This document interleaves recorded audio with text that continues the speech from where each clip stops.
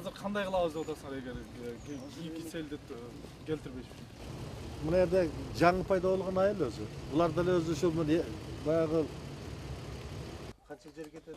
Жүрөш арылма калган элдердин огородун арылап өтөт да. Арылап өтөт экен. Бул арык.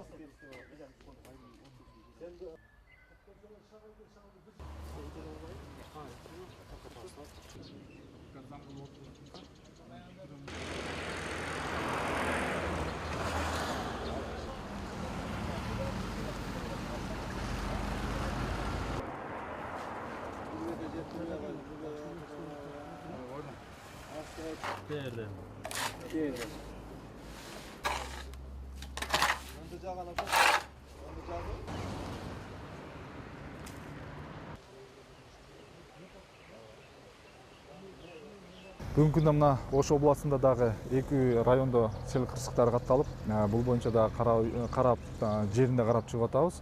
Ошол эле кезде биздин буга чейин деле алдын ала иштери анчалык өз убагында жүрбөй, кээ бир кемчиликтер да болгондугун өзүбүз көзүбүз менен көрүп отурабыз. Булардын баардыгын жоюу боюнча азыр мына жергиликтүү бийлик менен биргеликте жаңыдан каналдарды тазалап, жаңы каналдарды ачуу боюнча дагы иштерди жүргүзөбүз. Кудай кааласа, мен ойлойм мындан ары дагы өзгөчө кырдаалдарды алдын алуу боюнча иштерди алып барабыз деген үмүттөбүз.